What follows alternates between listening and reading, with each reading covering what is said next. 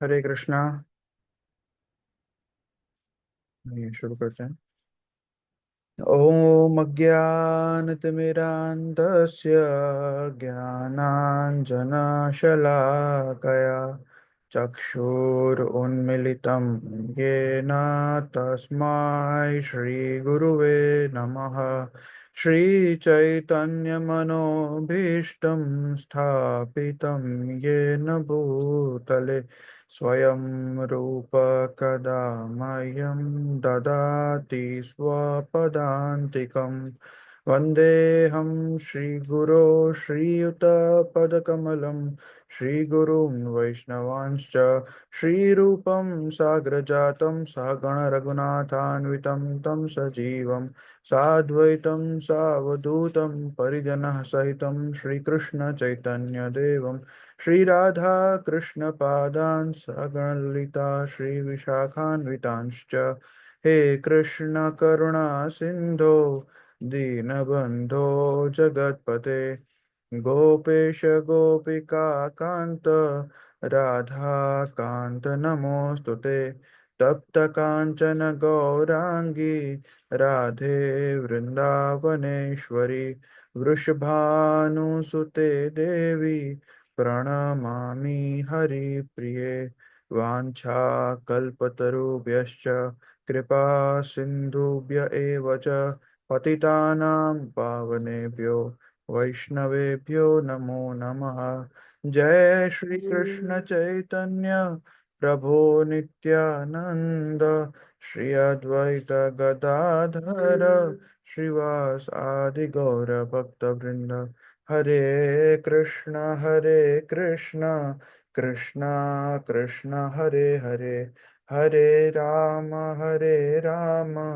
राम राम हरे हरे। श्रीला प्रभुपाद की जय। हरे कृष्णा। आइए हम एक श्लोक से शुरुआत करते हैं।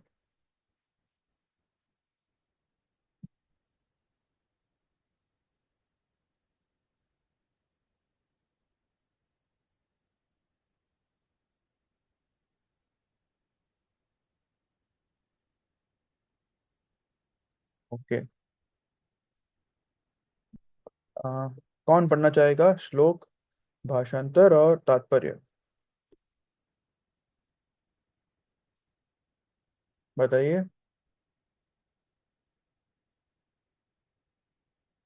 कोई पढ़ सकता है? एनीवन?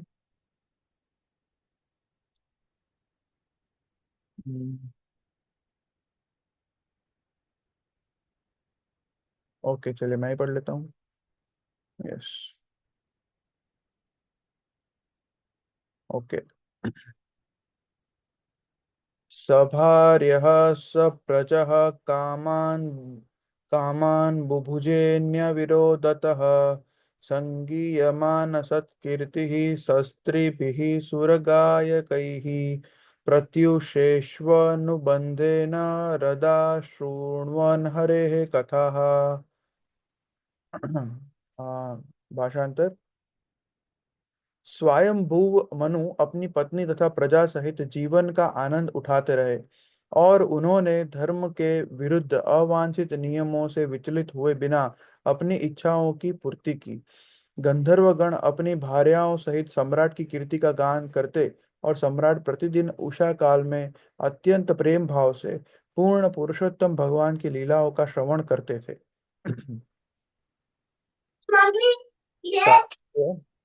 मानव समाज असल में कृष्ण भावनामृत पूर्णता प्राप्त करने के निमित्त है। इसमें अपनी पत्नी तथा संतान के साथ रहने पर कोई प्रतिबंध नहीं है, किंतु जीवन पद्धति ऐसी हो कि मनुष्य धर्म अर्थ काम तथा मोक्ष के विपरीत न जाने पाए। वैदिक नियम इस प्रकार बनाए गए हैं कि बद्ध आत्मा जो इस संसार में आए हैं, भौतिक इच्छाओं को पूरा करने में उनका मार्गदर्शन हो और साथ ही साथ मुक्त होकर भगवान के धाम अर्थात घर को वापस जा सकें।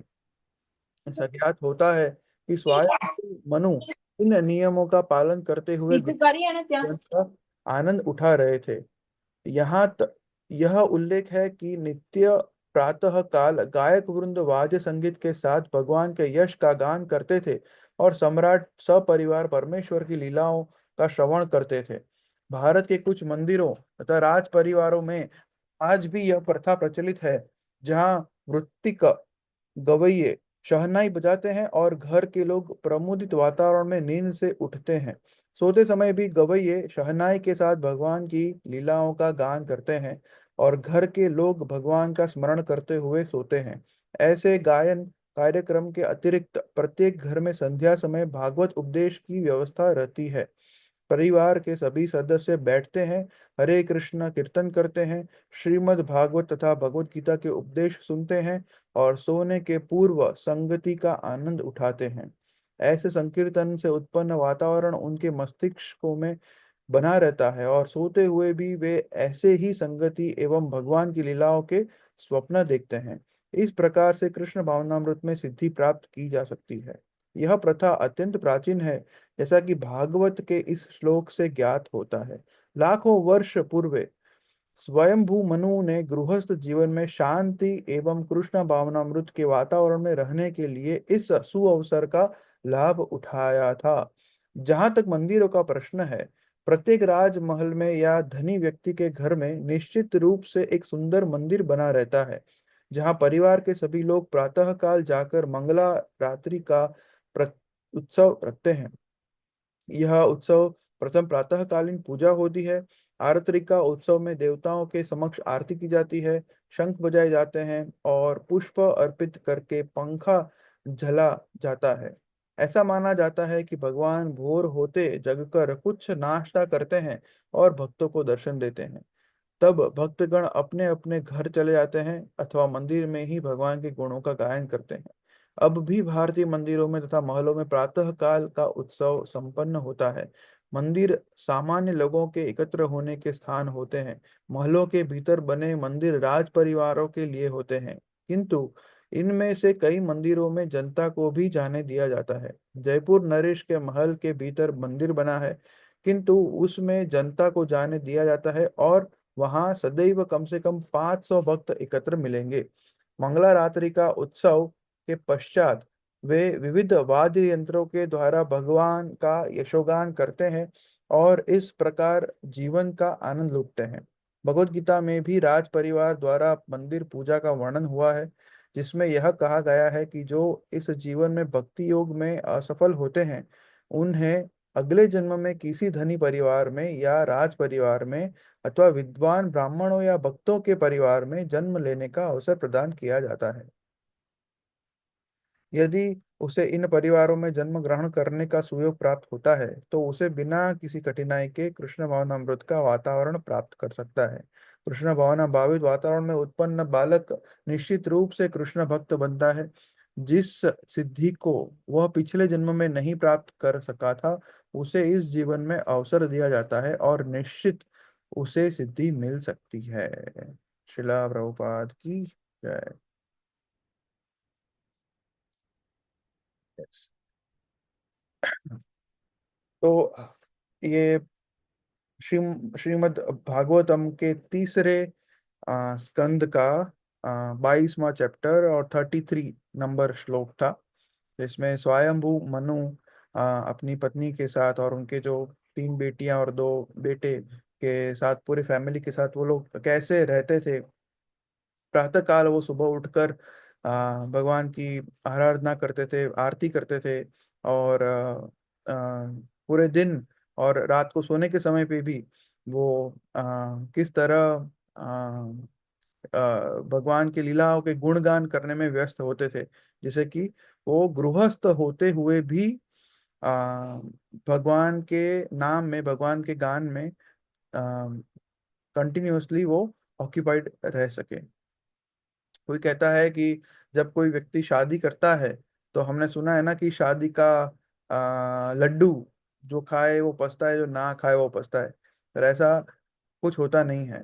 प्रभुपाद ने इसमें लिखा है कि ऐसा जरूरी नहीं कि अगर कोई शादी करके भगवान का नाम ना ले सके। ठीक है, यहाँ पे हम जितने भी हैं, अब अभी जब हम डिस्कस कर रहे हैं, हम सब लोग पतिव्रता या पत्नीव्रता व्यक्ति हैं और हम सब लोग भक्ति में जुड़े हुए हैं। तो आ, गृहस्थ परिवार में, गृहस्थ जीवन में जवाबदारियां और बढ़ जाती हैं, और बहुत सारे सुलभ अपॉर्चुनिटीज भी हैं जिससे हम भगवान की भक्ति में और लग सकें। और इस तरह से जब पूरा गृहस्थ परिवार एक साथ भक्ति में जब जुड़ता है, तो उसके क्या लाभ होते हैं। तो उसके कारण क्या होता है कि जब सुबह में जब उठते हैं तो ओके। मंगला आरती करते हैं, या छोटी सी आरती करके, कीर्तन करके, सब साथ मिलके कुछ भगवत गीता एक श्लोक बैठ के पढ़ते हैं। फिर ब्रेकफास्ट प्रसाद लेके हस्बैंड जो है वो जॉब पे जाता है, वाइफ या तो जॉब पे जाते हैं, या वो उनके गृह का जो कार्य होता है वो करते हैं, बच्चे स्कूल चले जाते हैं। फिर शाम को सब एक साथ मिलते हैं, एक साथ प्रसाद ग्रहण करते हैं और कीर्तन करते हैं, थोड़ा सा ग्रंथ का पठन करते हैं, और कीर्तन करते करते हुए सो जाते हैं। इससे क्या होता है कि आप लोग कितने भी बिजी रहो अपने व्यस्त जीवन में, आप जॉब में या बिजनेस में या कोई भी सेवा में आप कितने भी बिजी रहो, परंतु आपको स्ट्रेस नहीं आता और कभी चिंता का स्थान नहीं होता, क्योंकि हमको पता है कि हम कुछ कंट्रोल नहीं करते। और हमारे जो कंट्रोलर हैं, हमारे जो स्वामी हैं, हमें ज्ञात रहता है, कीर्तन करते करते हमें ज्ञात रहता है कि भगवान ही हमारे स्वामी हैं। और जिसके कारण हम जो भी कार्य करते हैं उसका जो फल, उसकी चिंता हमें नहीं रहती, और हमें उसका बर्डन भी नहीं मिलता। हाँ, हम हमसे जो जो श्रेष्ठ हो सकता है वो हम करते हैं, बाकी हम सब भगवान कृष्ण पे छोड़ देते हैं। हमारी लाइफ एक मीनिंगफुल हो जाती है, एक सेंस ऑफ पर्पस आता है लाइफ में, कि हम खुद के लिए और खुद के मौज शौक के लिए नहीं जीवन व्यतीत कर रहे हैं। हम किसी और के लिए, मतलब वैष्णवों के लिए, भक्तों के लिए, या गुरु महाराज के लिए, या भगवान के लिए हम अपना जीवन दे रहे हैं। तो इसमें जो आनंद है वो अब खुद के लिए जीने से कहीं अधिक होता है। इससे अहंकार भी नष्ट होता है अगर हम इस तरह से अपना जीवन व्यतीत करते हैं कृष्ण भावनामृत में। और हमारी लाइफस्टाइल, हमारी जीवन शैली जो है, हमारे वर्तन में प्रभाव पड़ता है, क्योंकि हम श्रीमद् भागवतम पढ़ते हैं। उसमें हम सभी जो भक्त और भगवान, उनके बीच में जो आदान प्रदान होता है और भक्तों का जो व्यवहार होता है, उसको देख देख कर हम अपने व्यवहार में भी सुधार लाते हैं। हमारी जो फॉल्ट फाइंडिंग वृत्ति होती है वो कम हो जाती है, और हम खुद के अंदर फॉल्ट ढूंढते हैं और उसको इम्प्रूव करने का प्रयास करते हैं। और मैंने ये पा लिया, वो पा लिया, उसके जगह पे मुझे ये सेवा करने का मौका मिला, इस तरह की का जो कॉन्शियसनेस आता है, जिससे हमारा अभिमान नष्ट हो जाता है। और इसके कारण भक्ति में हमारी प्रगति होती है, और हम भक्ति के इस महासागर में और डुबकी लगाते हैं।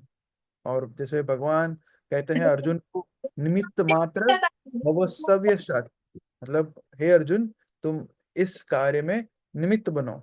तो इस तरह हम भगवान का ये जो कार्य है उसमें हम निमित्त बनने का प्रयास करते हैं। और कौन भगवान के कार्य में, भगवान का जो महाप्रभु का, चैतन्य महाप्रभु का ये जो मिशन है, इसमें कौन निमित्त नहीं बनना चाहेगा।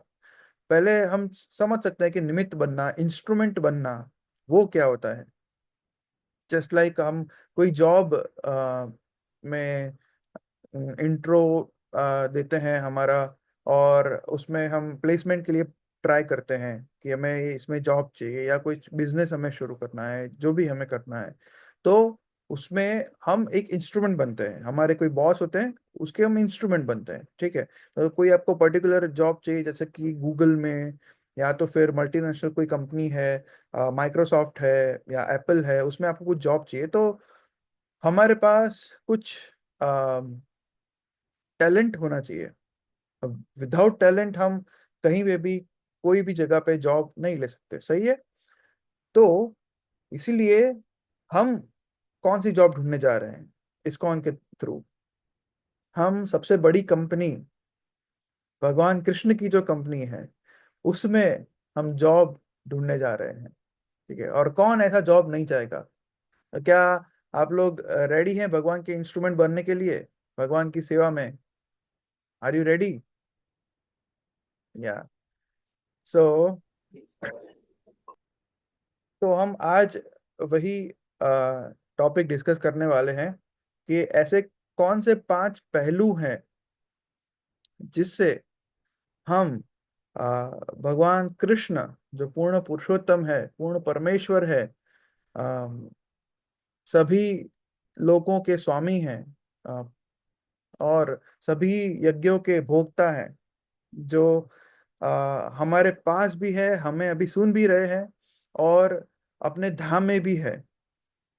भगवान सभी के हृदय में, प्राणी के हृदय में, पक्षी के हृदय में, और इवन छोटा सा छोटा जो बैक्टीरिया है उसके हृदय में, सभी भूत जीवन जीवात्माएं हैं उनके हृदय में स्थायी हैं। और भगवान अपने धाम में भी विराजित हैं। तो ऐसे जो भगवान कृष्ण हैं, उनका इंस्ट्रूमेंट कौन नहीं बनना चाहेगा, सभी बनना चाहेंगे। तो उसके जो 5 पहलू हैं उसके बारे में हम आज डिस्कस करते हैं। जो सबसे पहला पहलू है वो है डेली साधना। ठीक है। तो सबसे पहला जो चीज है जो हमें करना चाहिए, जिससे कि हम हमारी मेंटालिटी है वो इंस्ट्रूमेंटालिटी हो सके, वो है डेली साधना। तो the daily Sadhana is the foundation of divine instrumentality. ठीक है। अगर भगवान की कंपनी में जॉब चाहिए तो हम हरे कृष्ण महामंत्र जपते हुए क्या मांगते हैं भगवान से? हम यही मांगते हैं कि हे हे राधा, हे कृष्णा, कृपया करके हमें आपकी सेवा दीजिए। ठीक है। तो इसीलिए वो साधना हमारी बहुत ही सटीक होनी चाहिए। जब हम महामंत्र जो जप करते हैं वो अटेंटिव होना चाहिए, नहीं कि फोन करते हुए, या बातें करते हुए, या कुछ न्यूज़पेपर पढ़ते हुए, या फिर वॉकिंग करते हुए। मतलब वॉक करते करते कभी कभी जपा हो सकता है, पर उसमें वॉकिंग करते करते हम जो नगर जो दर्शन करते हैं वो नहीं होना चाहिए। नगर दर्शन करते करते हुए कि यहाँ पे कौन सी दुकान खुली, ये कौन सा बिजनेस शुरू हुआ, और साथ में हम हरे कृष्ण जपा भी कर रहे हैं, तो ये सही नहीं होगा। ठीक है। हमारा ध्यान सिर्फ और सिर्फ हम जो बोल रहे हैं, हरे कृष्णा कृष्णा कृष्णा हरे हरे, हरे राम राम राम हरे हरे, इन्हीं शब्दों पे होना चाहिए। ठीक है। तो जब प्रहलाद महाराज गुरुकुल से वापस लौटते हैं और हिरण्यकशिपु के सामने आते हैं, और जब उनके पिता हिरण्यकशिपु प्रहलाद महाराज को पूछते हैं कि बेटा तुम क्या सीखे, तब प्रहलाद महाराज, भागवतम में एक अच्छा श्लोक आता है, प्रहलाद महाराज बताते हैं कि पिताश्री, आप असत में फंसे हुए हैं, जिसके कारण आप इतने लोगों को जीता हुआ है, इंद्र को भी जीता हुआ है, आपकी धन संपत्ति इतनी सारी है, आप राजा हैं, फिर भी आप चिंतित व्यथित रहते हैं क्योंकि आपने असत संग किया है। तो ये असत संग क्या होता है? तो ये जो असत संग है, इसका अर्थ होता है अशाश्वत। असत का अर्थ है अशाश्वत। अशाश्वत क्या है इस संसार में? जो भौतिक अ, वस्तुएं हैं, जो भौतिक व्यवस्थाएं हैं, वो सब असत है। हम उसका आसक्ति हम कैसे कर सकते हैं? भौतिक का जितनी भी व्यवस्थाएं हैं, जैसे कि कोई कोई पिता है, वो अपने बच्चे को कहता है, कोई पिता है वो अपने बच्चे को कहता है कि आप हाँ, बहुत पढ़ो, इतना पढ़ो इतना पढ़ो कि आपको फर्स्ट रैंक आ जाए 10th में। फिर उनको बोलता है कि चलो 10th में तो आ गया, ओके, अभी आप फॉर एग्जांपल साइंस ले लो। ठीक है, साइंस ले लो, साइंस में भी आप हाईएस्ट वाला जो मैथ्स ले लो। फिर आप डमी स्कूल में जाओ, हमें स्कूल नहीं जाना है, और हम बड़ा सा इंस्टीट्यूट है उसको ज्वाइन करते हैं, और उसमें आप 12-13 घंटा अच्छे से जाओ। बच्चा वो भी करता है। करते करते करते आगे पढ़ते पढ़ते पढ़ते 12th में वो उत्तीर्ण होता है। उसके बाद उसको कहा जाता है कि तुम एक अच्छे से इंजीनियरिंग कॉलेज में दाखिला लो, एंट्रेंस एग्जाम दो। बच्चा एग्जाम देता है तो उसको कुछ मतलब एनआईटी या कुछ थोड़ा सा साधारण इंजीनियरिंग कॉलेज में एंट्रेंस मिलता है, तो पिताजी बोलते हैं कि नहीं ये सही नहीं है, तुम्हें आईआईटी में ही लेना चाहिए। तो बच्चा बोलता है ठीक है, एक दो अटेम्प्ट और लेता हूँ, एक दो साल और बिगाड़ के वो आईआईटी में एंट्रेंस लेता है।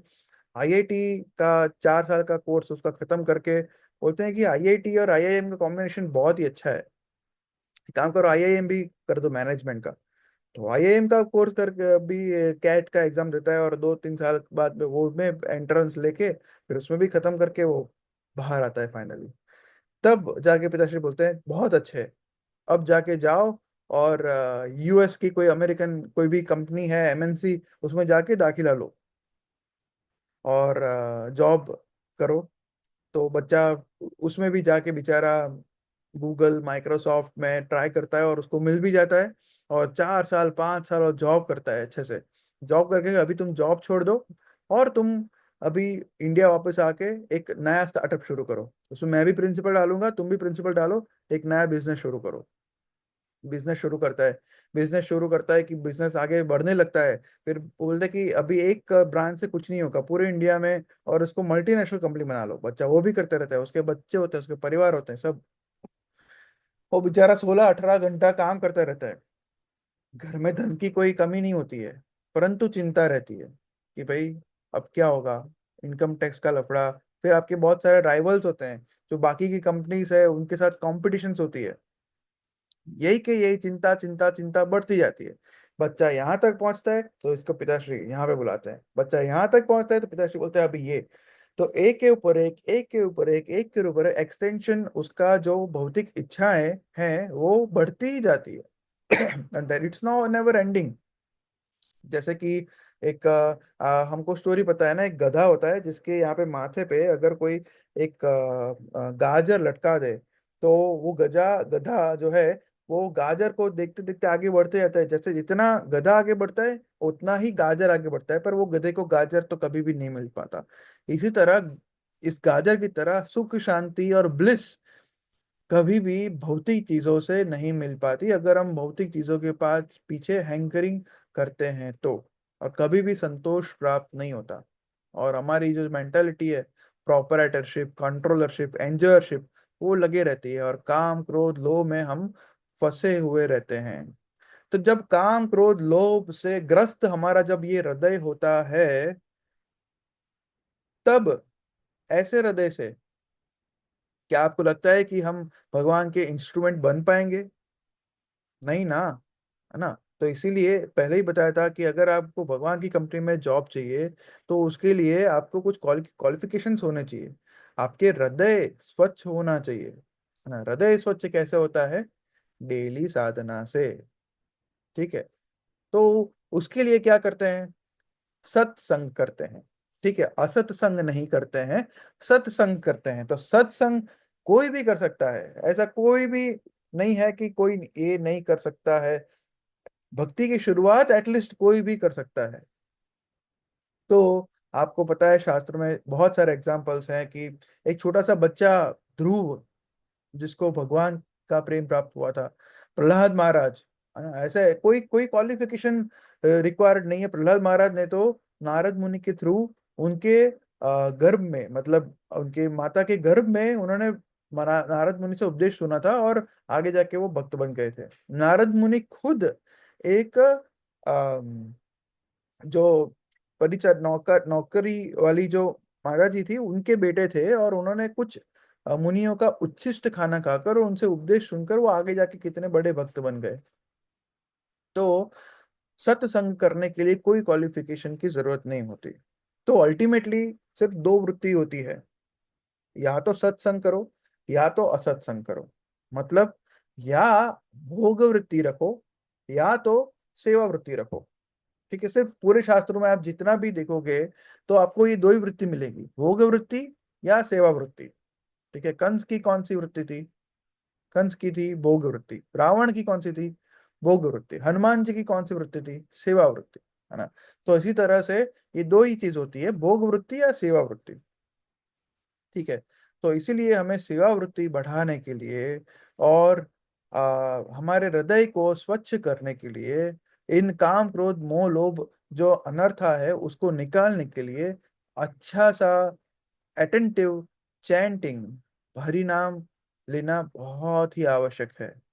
और हरिनाम में टेस्ट कब आता है? जब हम शास्त्र को पढ़ते हैं और भगवान की डिटीज की आराधना सेवा पूजा करते हैं, जब डिटी वर्शिप करते हैं। ठीक है। इस तरह हम हमारी जो चेतना है वो भगवान के साथ अलाइन कर पाएंगे।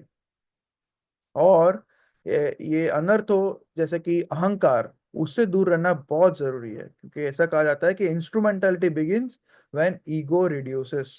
तो हमारा अहंकार अगर होगा तो फिर कुछ नहीं हो पाएगा। साक्षात ब्रह्मा जी जब भगवान के घर में द्वारका गए थे, तो द्वारपाल ने उन्होंने रोका था। और भगवान तो समझ रहे थे। तो द्वारपाल कहते हुए भगवान के पास गया कि कौन आया है? तो द्वारपाल ने बोला, ब्रह्मा जी आए हैं। तो भगवान तो समझ गए थे कि ब्रह्मा जी की चेतना अभी क्या है, कंडीशन क्या है। तो भगवान ने पूछा, कौन से वाले ब्रह्मा जी? तो द्वारपाल जाके पूछता है कि आप कौन से वाले ब्रह्मा जी हो? तो ब्रह्मा जी तो हुए, भी इतने वसु बहुत सारे हैं, सूर्य बहुत सारे हैं, रुद्र बहुत सारे हैं, पर ब्रह्मा तो एक ही है ना। एक ही ब्रह्मा होते हैं, ज्यादा ब्रह्मा थोड़ी होते हैं। बोलो, ब्रह्मा ब्रह्मा आए हैं, ये ब्रह्मांड के ब्रह्मा आए हैं, और कोई नहीं आया।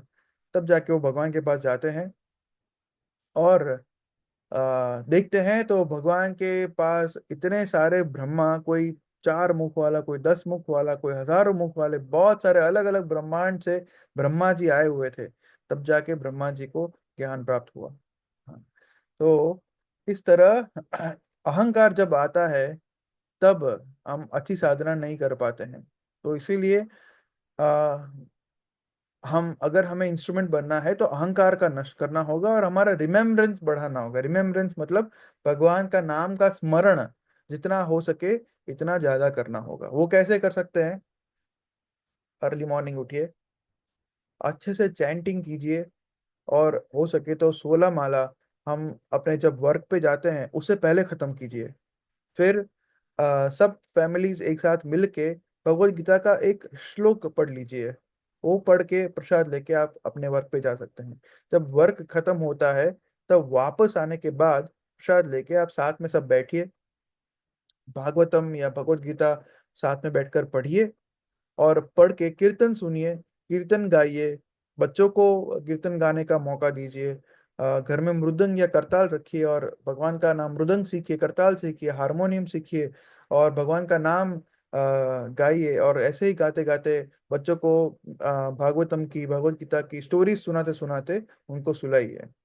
तो इस तरह का जब हम जीवन जिएंगे, इसको हम बोलते हैं सैंडविच अप्रोच। सैंडविच में क्या होता है? स्टार्टिंग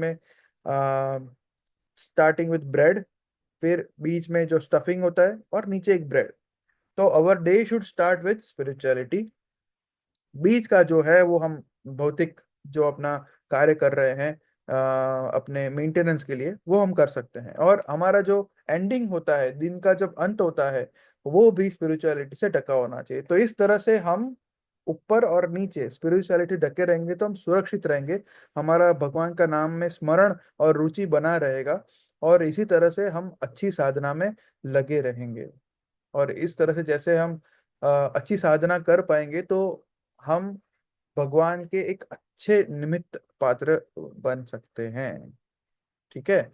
तो ये था हमारा पहला पहलू। क्या करना है?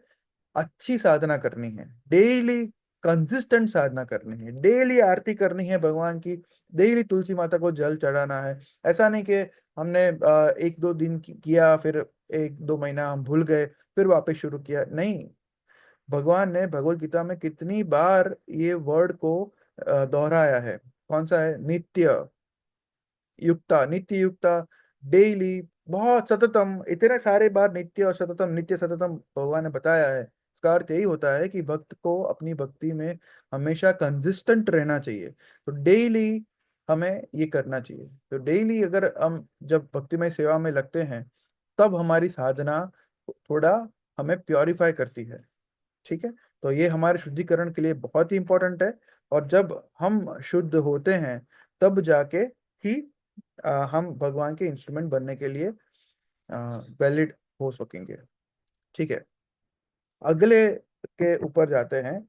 अगला जो है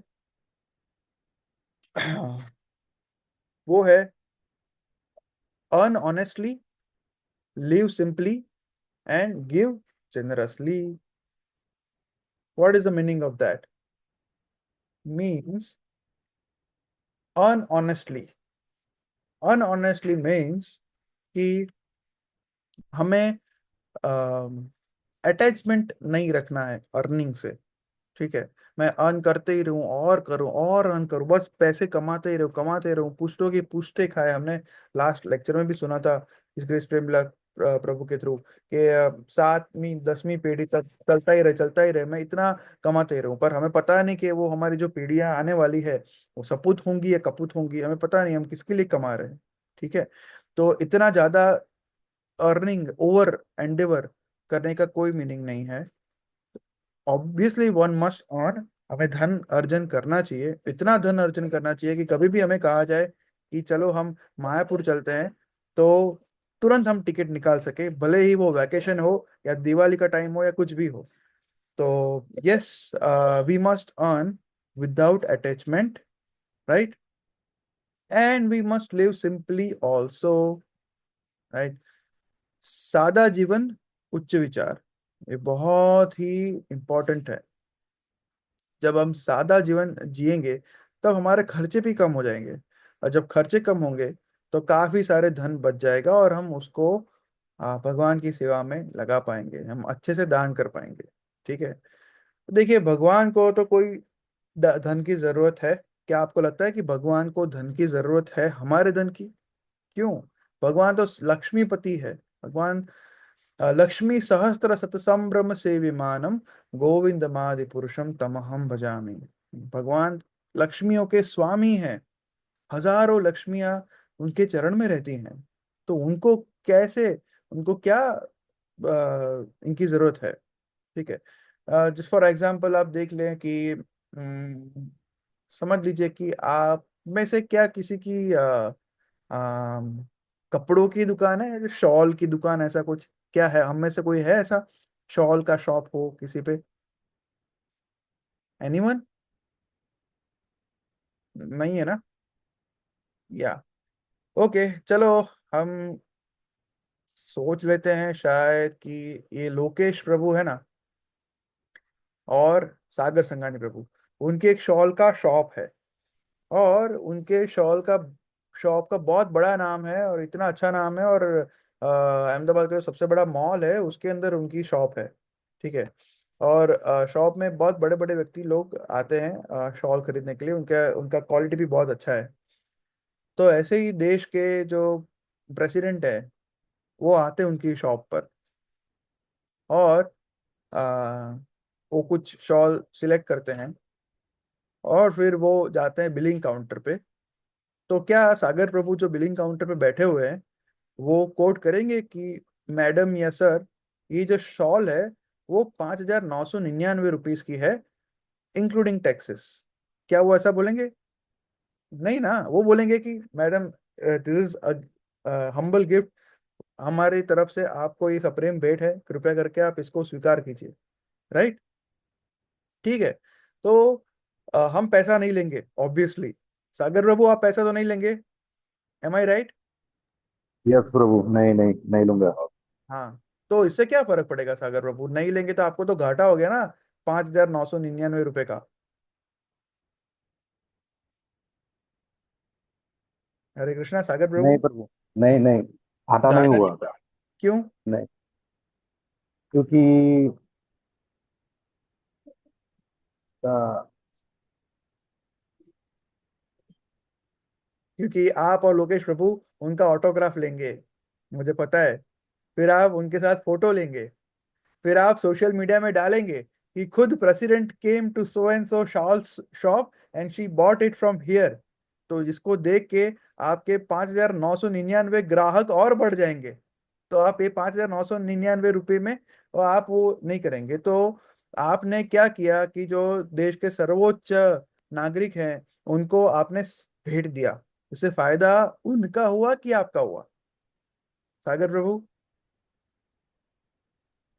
नहीं, प्रभु मेरा जी हुआ। हमारा हुआ, हमारा हुआ। एग्जैक्टली, हाँ, यस यस, आप दोनों का हुआ। ठीक है, तो भगवान जो सर्वोच्च स्वामी है अगर हम उनको कुछ अपनी जो बेस्ट चीज अगर हम उनको भेंट के तौर पे देते हैं, तो उसमें फायदा भगवान का होता है कि हमारा होता है? लाभ तो हमारा ही है ना? Just like that. तो भगवान को ऐसी कोई चीजों की जरूरत नहीं है, पर भगवान को हम दान, भगवान के लिए हम दान क्यों करते हैं? जिससे हमारा जो धन है वो शुद्ध हो पाए, इसका लाभ हमें ही प्राप्त होता है ना? दानम वर्धते धनम। इसके लिए हमें दान नहीं करना चाहिए, धन बढ़े इसलिए हम ज्यादा दान करते हैं। ऐसे ऐसे जैसे हमने 17th चैप्टर में और 18 चैप्टर में है कि सत्वगुणी, रजोगुणी और तमोगुणी जो दान होते हैं अलग अलग, तो हमें कौन सा दान करना चाहिए उसके बारे में हम समझेंगे ऐसे इसमें। तो दान करना अति आवश्यक है। ठीक है? तो दान करने के लिए क्या है कि simple living is very much important for us, right? तो इसके लिए हम क्या करते हैं? Save money, right? Don't waste money in anywhere, कहीं पे भी आप मनी वेस्ट ना कीजिए। ठीक है? कट कॉस्ट और give in charity, simple rule. Save money, cut cost and give in charity, right? ये करना बहुत ही आवश्यक है। इस देख, अगर हम इंडिया में बोला जाए तो ये कट कॉस्ट और सेव मनी तो बहुत करते हैं। क्या आपको लगता है कि आप, आपके घर में आप लोगों ने भी देखा होगा, हमारे घर में भी होता है कि जब तक वो लास्ट बूंद टूथपेस्ट का निकल ना जाए तब तक उसको बेलन के घिस घिस के सारा निकाल देते हैं उसमें से, और एक भी अंदर बूंद ना रहना चाहे। और तब जब वो होती है, तब फिर बोलते हैं, कोई माता जी बोलते हैं या प्रभु जी बोलते हैं कि अभी नया लाओ, बेचारी को बहुत बिला। ऐसा होता है। कभी कभी जो टी शर्ट या कोई कुर्ता किसी का होता है वो जब तक फट फट ना जाए, तब तक वो फट भी जाए, तब तक उसके बाद भी उसको वो पोछा करने के लिए या कुछ करने के लिए उसका यूज किया जाता है। तो ये saving money and cutting the cost, वो तो इंडिया में मतलब रगो रग में है, सबके पास है ऐसा। पर जब चैरिटी देने आती है तब नो। तो ये एक चीज है जिसमें हम इंडियंस लैकिंग है, कि हम लोग दान देने में बहुत ही कंजूसाई रखते हैं और हम नहीं करते हैं। ठीक है? देखिए, दान देने से सबसे अच्छा लो होता है कि हमारा जो लोभ होता है वो नष्ट होता है। और जब हमारा लोभ नष्ट होगा तब हमारा मन शांत होगा। अगर जब मन शांत होगा, हम लोभ नहीं रखेंगे, हमारी हैंकरिंग नहीं होगी, हमारी भौतिक इच्छाएं कम हो जाएगी, तो हमारा ही खर्चा कम होगा, है कि नहीं? है ना?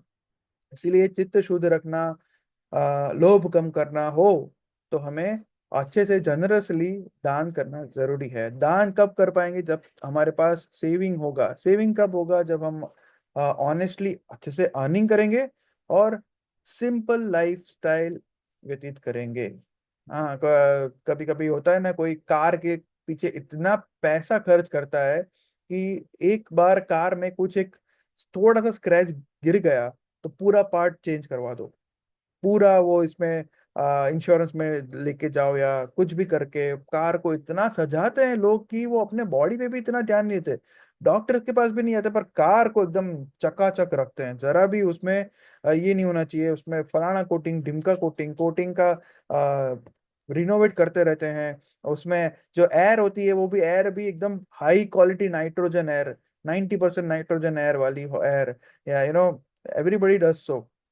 ऑयल एकदम परफेक्ट होना चाहिए, पेट्रोल भी एकदम परफेक्ट होना चाहिए। आप लोगों ने देखे होंगे ना ऐसे व्यक्ति जो एकदम हाई क्वालिटी स्टैंडर्ड अपने व्हीकल्स के लिए रखते हैं। मैं भी खुद के शरीर के लिए ना रखता हूँ, कोई लोग खुद के शरीर के लिए भी रखते हैं। ठीक है? परंतु दान करना नहीं। ठीक है? तो अब हमारे साथ साथ बहुत सारे एग्जाम्पल्स हैं जो मतलब इतना दान किया है उन लोगों ने, और उनकी जो चेतनाएं हैं, जैसे कि हिज ग्रेस अमरीश प्रभु, आप सब जानते होंगे। अल्फ्रेड फोर्ड, जो फोर्ड कंपनी है ना, उनके हेनरी फोर्ड जी हैं, उनके पोते हैं ये। और उनका बड़ा सा घर है वहाँ पे यूएस में। और उन्होंने मायापुर की जो टेम्पल है उन्होंने करोड़ों रुपए डोनेशन किया है, करोड़ों रुपए। हाँ। तो जब उनसे पूछा गया कि प्रभु मतलब आप किस तरह से, तो हमने अभी रिसेंट लेक्चर में भी सुना था, प्रेम विलास प्रभु ने भी बताया था कि एक व्यक्ति ने बहुत ही जनरसली डोनेट किया, और पूछा गया कि क्यों, क्योंकि मैं, ये जो धन है वो सब कुछ प्रभु का ही है। भगवान कहते हैं कि अहम सर्वस्य प्रभवो, 10th चैप्टर में 8th श्लोक में कहते हैं भगवान कि जो भी है सब कुछ मेरे से ही उत्पत्तित है। तो फिर उनका है, उन्हीं को देना है। तो आज दे या कल दे, या मृत्यु के बाद तो मैं दे नहीं पाऊंगा, तो मृत्यु के बाद उसका कुछ हो नहीं पाएगा, तो बेटर है कि मैं अभी दे दूं, क्योंकि उनका है तो उनको ही समर्पित करना है। तो इस तरह का चेतना जब हम में आएगा, तो जब हम दान कर पाएंगे तो हमारा जो धन है वो शुद्ध होगा, और हम और भगवान के इंस्ट्रूमेंट बनने के लिए और उनसे नजदीक जा पाएंगे। ठीक है, तो ये हो गया दूसरा। अभी तीसरा है अपलिफ्टिंग फैमिली। फैमिली को हम अपलिफ्ट कैसे कर सकते हैं? फैमिली में जो लीडर होता है उसकी आ, ये रिस्पॉन्सिबिलिटी होती है कि वो अपनी फैमिली को, like family leader is captain of the ship. वो एक शिप है, उसका कैप्टन है, और वो उस शिप को जहां पे ले जाएगा उसका फैमिली वहां पे जाएगा। तो उसकी जो शिप की डोरी है वो उस उन पुरुष के हाथ में है जो फैमिली का लीडर है, और उसको ही ये उनकी डोर संभालनी है। ठीक है, अगर वो अपने किड्स को लेके जाएगा कि भाई चलो सिनेमा जाते हैं, रेस्टोरेंट जाते हैं, घूमने घूमते रहते हैं, बस मंदिर नहीं जाना है, और भक्ति तो अभी बहुत टाइम है, अभी से कहाँ चैंटिंग करने की जरूरत है, अभी से कहाँ कोई लेक्चर सुनने की जरूरत है, जब बूढ़े होंगे तब देखा जाएगा, कोई धाम यात्रा नहीं करते हैं, इस तरह का जब कोई वर्तन करता है तो वो जो व्यक्ति है वो सही नहीं है। श्रीमद् भागवतम में भी ऐसा श्लोक आता है कि जब व्यक्ति,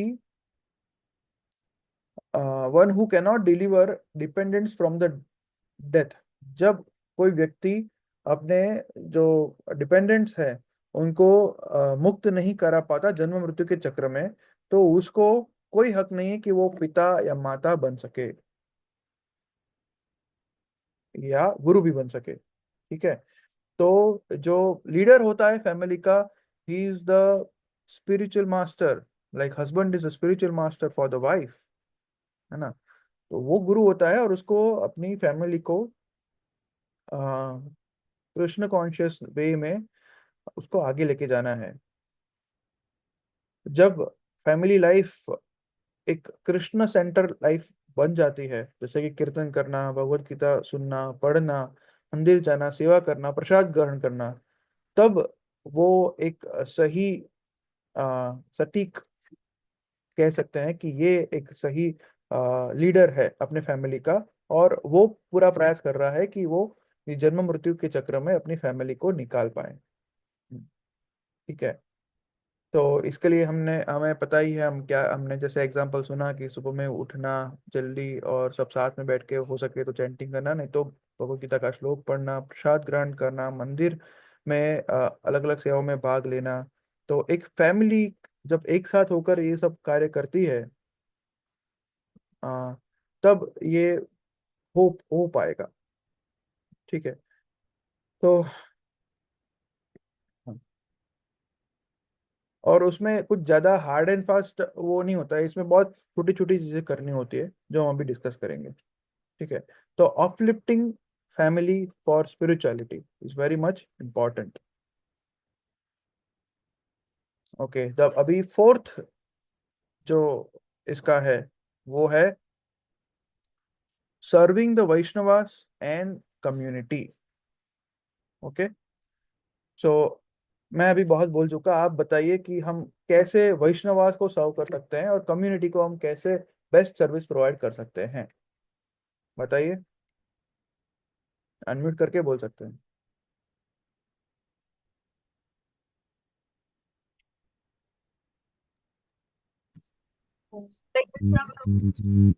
कृष्णा। हम उनको प्रसाद दे सकते हैं ऐसा, और उनकी जब जरूरत हो, कोई इवन मटेरियलिस्टिक जरूरत हो तो उसमें को उनका सहयोग दे सकते हैं। उनको अपने घर पे जैसे प्रसाद दे दिया, कुछ प्रसाद के लिए आमंत्रण कर सकते हैं ऐसा। या एग्जैक्टली। तो ये गृहस्थ जो होते हैं, गृहस्थ डिवोटीज, वो कम्युनिटी और मंदिर के बीच में एक ब्रिजिंग गैप बन सकते हैं। जैसे कि वो एक आदर्श एग्जाम्पल सेट कर सकते हैं। जैसे कि हमने आगे जो जो पिलर्स थे उसमें सुना कि ऐसी जो फैमिली होती है जो पूरी कृष्ण भावना भावित होती है, वो बहुत ही शांत होती है और स्ट्रेस लेस होती है, और वो आनंदित और उत्साहित होती है, जिनके कारण बाकी के लोग उनसे आकर्षित होते हैं और भक्ति में जुड़ने का उनको मौका मिल सकता है। ठीक है। तो ये हमें एक example family as a whole family set करना चाहिए, जिससे हम एक आदर्श उदाहरण प्रस्तुत कर सके उनके सामने और उनको भक्ति में जोड़ सके। तो उसमें प्रसादम है वो बहुत ही एक इम्पोर्टेंट माध्यम है, क्योंकि भगवान का प्रसाद ग्रहण करके कई व्यक्तियों की बुद्धि शुद्ध हुई है और होगी भी। ठीक है। और क्या कर सकते हैं? वैष्णवों की सेवा कैसे कर सकते हैं? कम्युनिटी की सेवा कैसे कर सकते हैं? हरे कृष्णा प्रभु जी। यस प्रभु। आ, समय दे के प्रभु, इस यस। समय। हाँ, मतलब मंदिर में आके सेवा करके या घर में भी समय देके। यस। और कैसे हम सेवा कर सकते हैं? हरे कृष्ण प्रभु। यस प्रभु। प्रीचिंग प्रीचिंग करके कर। Yes, teaching. जैसे कि अमित प्रभु है, वो एक अच्छी कंपनी में आगे बड़ी पोस्ट पे हैं, उनके बहुत सारे कलीग्स हैं। तो वो जब उनसे बातें कर सकते हैं, और अलग अलग जब बातें करते टाइम, हाँ, हम कभी फिनाटिकल नहीं है। फिनाटिकल मतलब हम रूढ़ी चुस्त या पूरा उग्र तरीके से हम कभी किसी को नहीं बोलते हैं कि भाई हम इन इन यही फॉलो करेंगे और कुछ नहीं करेंगे, ये हम ऐसे बात नहीं करते हैं। हम एकदम शांति से लेते हैं, हम देखते हैं कि सामने वाले की सुनने की वृत्ति कितनी है, उसका एक्सेप्टेंस है तो ठीक है, अगर नहीं है तो ऑन इट्स ओन। तो हम सिर्फ प्रयास करते हैं, और अगर सुनने की वृत्ति होती है तो हम बोलते हैं और अनअटैच्ड ओपिनियन देते हैं। हमने बोला कि अभी तुमको कल से डेली 2 राउंड स्टैंड करना ही है, मतलब नहीं किए तो नहीं, क्यों नहीं किए, ये ऐसा हम डायरेक्टली किसी को सीधा सीधा नहीं बोल सकते हैं। हम एक बार कुछ बोलते हैं, बात करते हैं, फिर उनका जो भी है वो भगवान जाने और वो जाने। ठीक है। तो यस, ऐसे भी हम कम्युनिटी की सेवा कर सकते हैं, राइट। और वैष्णवों की सेवा कैसे कर सकते हैं? भगवान का प्रचार करके, आपने बताया। फिर और हरे कैसे कर सकते हैं? हरे कृष्ण प्रभु। यस। हम लोग जैसे माता जी लोग वो किचन में सेवा कर सकते हैं, कुकिंग सेवा कर सकते हैं, प्रसाद या सर्विंग। हाँ, यस यस यस या। तो सर्विंग, कुक जब प्रसाद बनाते हैं, कभी कभी माता जी जो हैं सब ब्रह्मचारीज के लिए प्रसाद बनाती है। जैसे कि निर्जला के बाद, या जो भीष्म पंचक होता है उसके अंत में हम जो फीस्ट प्रसाद रखते हैं, तो वो हमारी माता जी जो है वो एक साथ मिलकर प्रसाद बनाती है और उन ब्रह्मचारी को खिलाती हैं प्रसाद। तो ये एक बड़ी अच्छी सेवा है वैष्णव के लिए। और क्या अभी दिसंबर में क्या किया हमने? क्या वो वैष्णव सेवा नहीं है? क्या वो बुक कम्युनिटी की सेवा डिस्ट्रीब्यूशन नहीं बुक डिस्ट्रीब्यूशन कर सकते हैं। है? Book distribution. या फिर लास्ट ईयर जून या मई जून में कुछ डिवोटीज आए होंगे आप लोगों के साथ, और मिले होंगे वो कुछ पेपर लेके। वो क्या होता है? नए भक्तों को जोड़ना। यस, जेओएसडी रजिस्ट्रेशन करते हैं, है ना। तो this is also biggest service to community, right. तो इस तरह से हम जब सर्विस करते हैं वैष्णव के कम्युनिटी की, तो कहा जाता है कि वो भगवान की कृपा को बहुत ही फास्ट अट्रैक्ट करता है। कि महाप्रभु भी कहते हैं कि serving the Vaishnavas is higher than serving Krishna directly. Mahaprabhu ने कहा है, कृष्णा खुद गीता में कहते हैं कि मेरे भक्त की महिमा ज्यादा है, और उनकी जब सेवा कोई करता है तो मुझे बहुत प्रिय है। शिव जी खुद बताते हैं पार्वती जी को कि भगवान से भी, विष्णु से भी ज्यादा अच्छा उनकी एक भक्त की सेवा करनी चाहिए, है ना। तो वैष्णवों की और कम्युनिटी की सेवा करना एक गृहस्थ का बहुत ही एक इम्पोर्टेंट धर्म है। जिससे वो टेम्पल का सपोर्ट कर सके, प्रसादम डिस्ट्रीब्यूशन को, बुक डिस्ट्रीब्यूशन को और एजुकेशन को सपोर्ट कर सके। ठीक है। हमारे पास एक बहुत ही एग्जाम्पल है कि हम सब मायापुर गए थे, तब हमने देखा था श्रीवास पंडित का घर था। वो एक स्पिरिचुअल हब था। वहाँ पे रोज रात को सब डिवोटीज और खुद साक्षात महाप्रभु जाकर कीर्तन करते थे, है ना।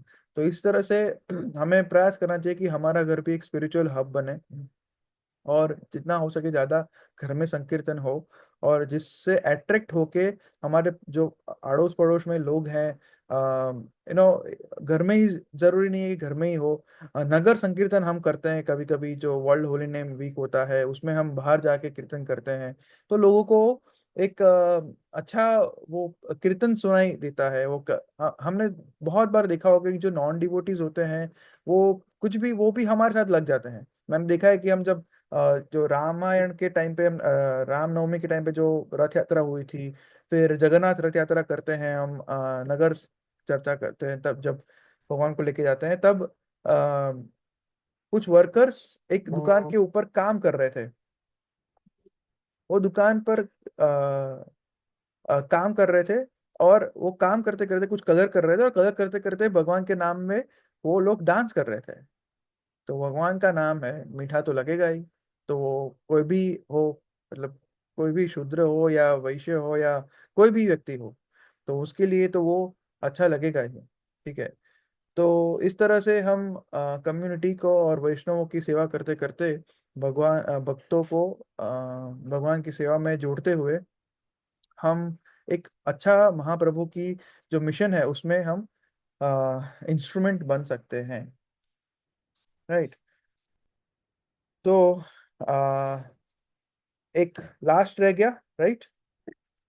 तो the last and final pillar for becoming an instrument is see all everyone as lord Krishna's children.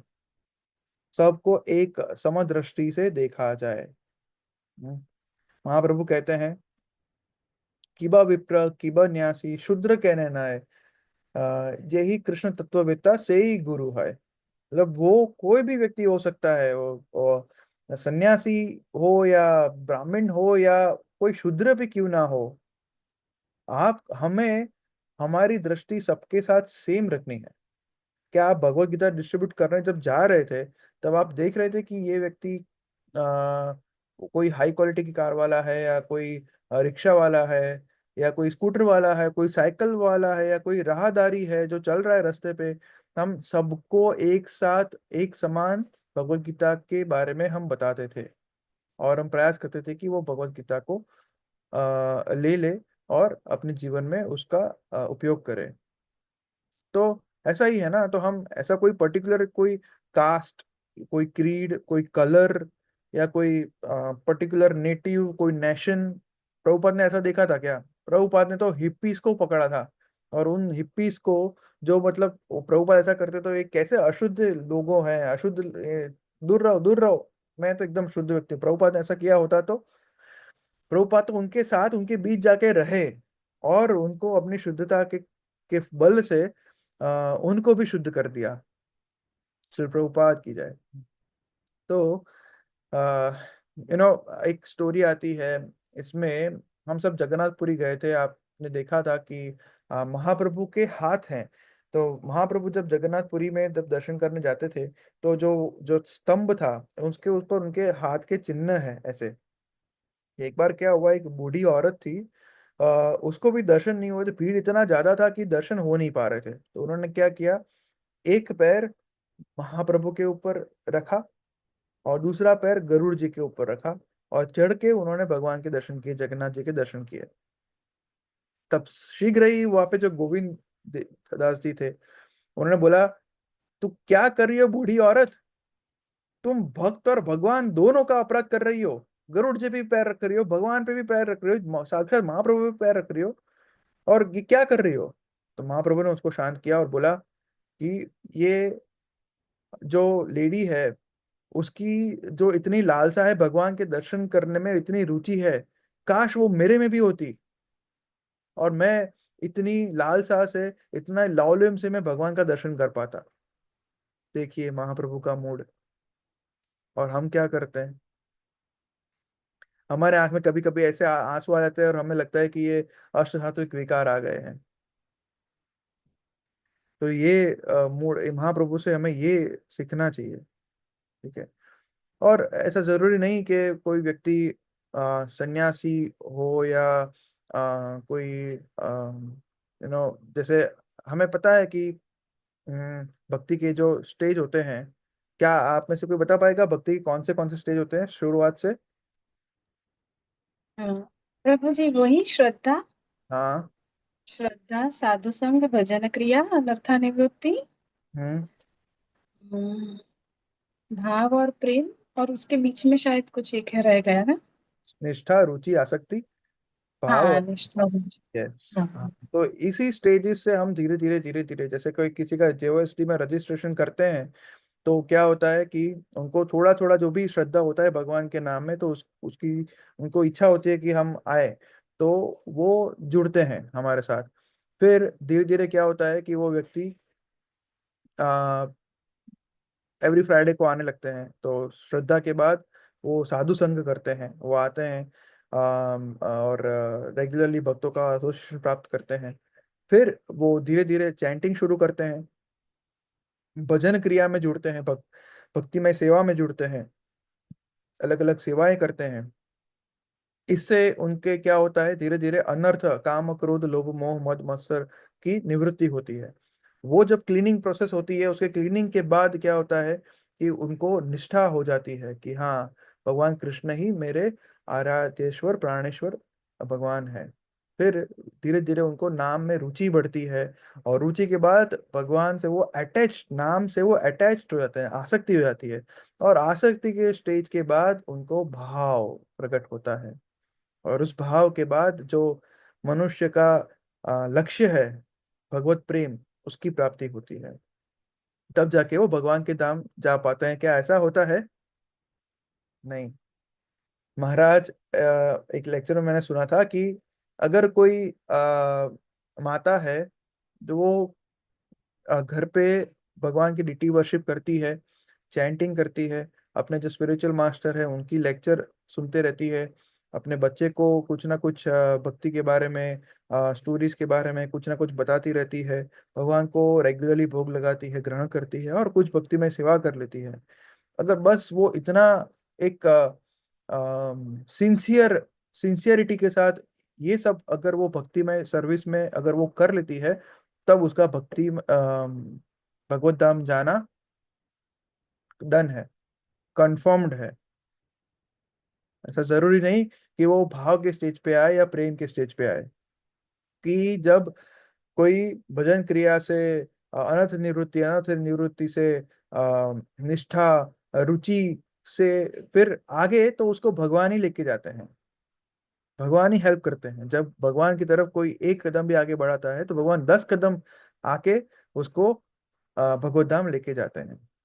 बस हमारे लिए यह है कि हमें एक सिंसियर डिवोटी बने रहना है, और चीटिंग नहीं करना है। क्योंकि हम किसको चीट करने जा रहे हैं? भगवान गीता में कहते हैं कि उनसे बड़ा छली कोई नहीं है, वो छलियों में भी श्रेष्ठ है। तो आ, बिना सिंसियरिटी से, अगर सिंसियर प्रामाणिक शिष्य अगर कोई बनता है, तो उसका भगवत धाम जाना कंफर्म्ड है। राइट। तो इसी तरह कोई भी व्यक्ति भगवत धाम जा सकता है। एक स्टोरी सुना था मैंने। एक प्रभु जी थे, वो ट्रेन से जा रहे थे, वो ब्रह्मचारी थे। और ट्रेन में वो थर्ड, हम सब लोग अभी वृंदावन भी जा रहे हैं, तो थोड़ा सा मुझे वो भी एक्साइटमेंट हो रहा है। तो थर्ड जो होता है ना, थर्ड बर्थ पे उनका था। तो वो ऊपर ही सोए हुए थे, और ऊपर से वो नीचे दुनिया देख रहे थे। तो नीचे हस्बैंड एंड वाइफ थे, और जो हस्बैंड था एकदम आराम से हाफ पैंट पहनकर बनियान में मस्त बैठा था। और ट्रेन में जो भी आता था, जो भी मतलब चॉकलेट आती थी, फेरिया वाला आता है ना, वो ले लेता था। कोई नया स्टेशन आया, रबड़ी आ गया, वो लिया। नया आया वड़ा पाव आ गया, लाओ भाई लाओ, जो भी आया, पानी है, कोल्ड ड्रिंक है, या उसने मतलब कुछ भी नहीं छोड़ा था। जो भी आ रहा था, वो सिंग है या चना है या ममरा है, जो भी है, सब कुछ वो खरीद रहा था और आराम से बैठे बैठे मजे लेके खाता था।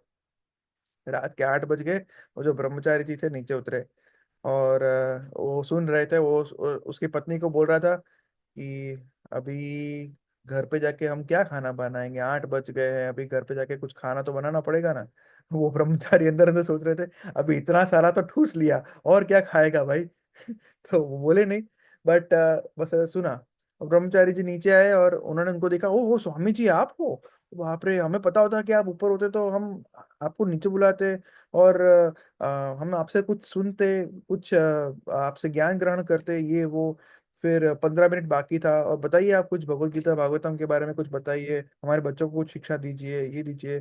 तो वो इतना इंटरेस्टेड था स्पिरिचुअली में। तो ब्रह्मचारी जी बता रहे थे कि मैं ऊपर से देख रहा था कि ये कैसा व्यक्ति है, ये खा रहा है, वो खा रहा है, कुछ भी अनाज शराब खा रहा है, पी रहा है। और जब नीचे देखा ऐसा, तो वो इतना इंटरेस्टेड है। तो वी शुड नेवर जज any one by the external appearance और एक्सटर्नल वो जो भी उसका वर्तन है, ऐसे कभी भी हमें जज नहीं करना चाहिए। नेवर जज a book by its cover, ऐसा बोलता है ना। तो हम कभी भी सबको एक समान दृष्टि से देखते हैं, सबको भगवान कृष्ण के संतान की समान हम जब हम करेंगे, तब हमारे अंदर दया भाव आएगा। तो ये दया भाव हृदय में रहना बहुत जरूरी है।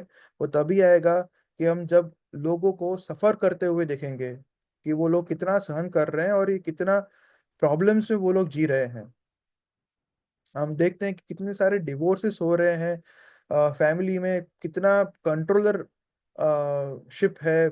हस्बैंड वाइफ को कंट्रोल करना चाहता है, वाइफ कंट्रोल कर हस्बैंड को कंट्रोल करना चाहती है, बच्चे हैं वो हस्बैंड एंड वाइफ को कंट्रोल करना चाहते हैं, सास ससुर को, ससुर बहू को, बहू ससुर को, ये सब चलता रहता है। तो ये जब तक ये कंट्रोल मेंटल रहेगी, तो बॉसमैनशिप रहेगी।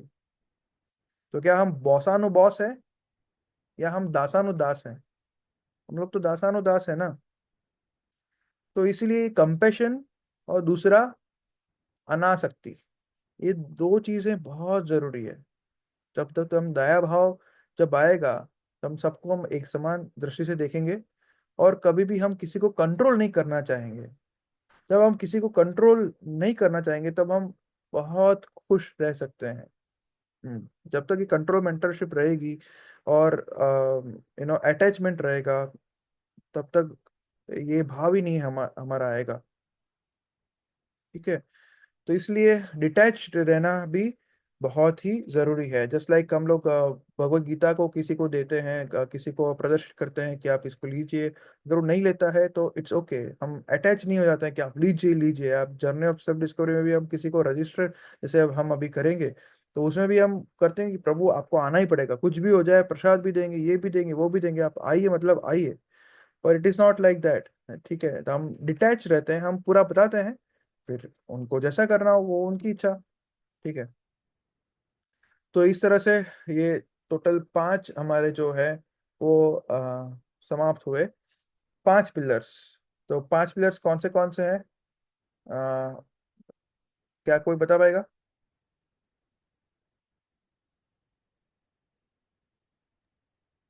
सबसे हरे पहले कौन? कृष्णा भैया। क्या चाहिए मतलब, बोलिए। पहला है डेली साधना। यस, डेली साधना से क्या होता है कि we will purify our self.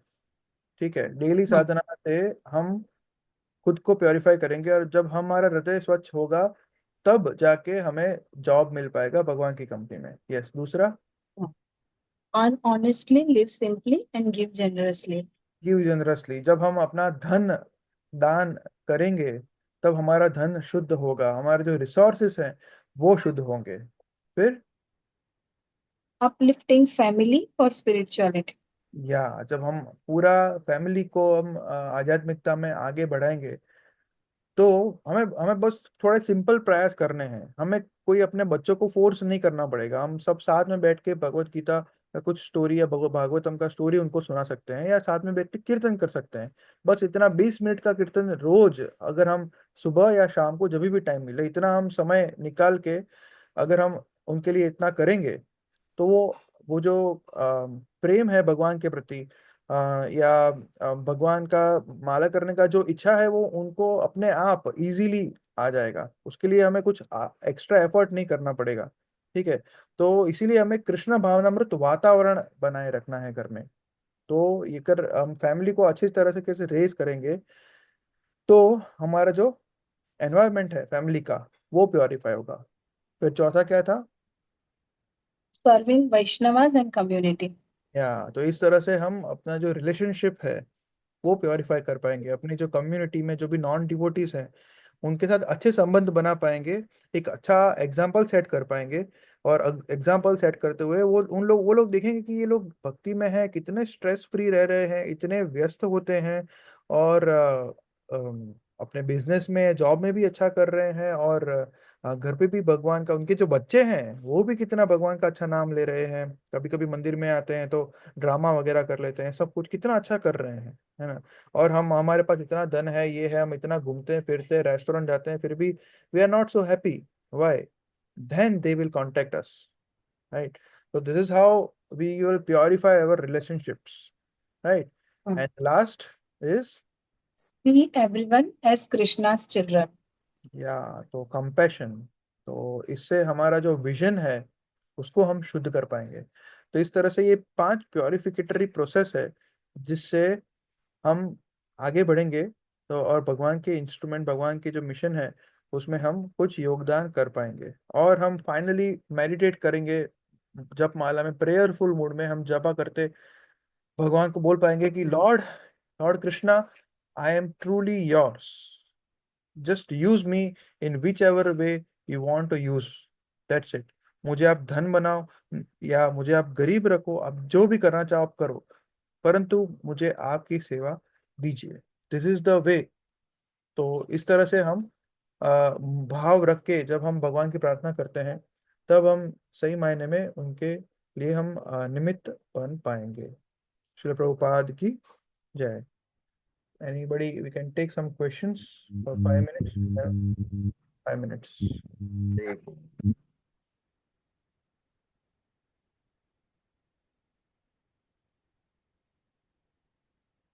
Sorry, आज मुझे ये सेवा दी गई थी कि मुझे आप लोगों का इसमें मतलब सारे डिवोटीज हैं जो बहुत ही अच्छे डिवोटीज हैं, काफी समय से जुड़े हुए हैं, और काफी अच्छी तरीके से वो भक्तिमय सेवा कर रहे हैं। और ऐसे डिवोटीज हैं जिनसे मैं खुद भी इंस्पिरेशन लेता हूँ। उनको मैं क्या उनको शिक्षा दे पाऊंगा, पर मैं जो जो भी मैंने इस लेक्चर के माध्यम से मैं जो भी कह रहा हूँ वो श्रील प्रभुपाद और मेरे गुरु महाराज हैं, उनके थ्रू मैंने जो भी सुना है वो ही मैं आपको बता पाया हूँ। बाकी मेरे घर का मैं कुछ भी नहीं बता पाऊंगा, क्योंकि मैं एकदम खाली व्यक्ति हूँ, मैं आप लोगों से ही सीख रहा हूँ। और कुछ क्वेश्चन हो तो मैं ट्राई कर सकता हूँ आपके लिए कुछ, if anything is there I can tell you regarding this 5 pillars of instrument. We have upcoming GOST registration सेवा, इसके बारे में हम फ्राइडे को काफ़ी डिस्कस और चर्चा करेंगे। और हमें पता है कि जीओएसटी का रजिस्ट्रेशन होता ही है, हर साल होता है, और लोग करते ही हैं, पर क्यों मैं उसमें योगदान ना करूं? क्योंकि मुझे ये करना है ना, हमें आगे जाके ये करना है सेवा। तो तब जब यही एक वैष्णव की कम्युनिटी की सेवा है, और यही कृष्ण की कृपा को अट्रैक्ट करती है, हमें और फास्ट अट्रैक्ट करती है, ऐसा प्रभुपाद जी कहते हैं। ठीक है, महाप्रभु कहते हैं। ओके, अगर कोई क्वेश्चन ना हो तो we can take a break here. Okay, thank you so much for your kind listening. Srila Prabhupada की जय। जय हरे कृष्ण।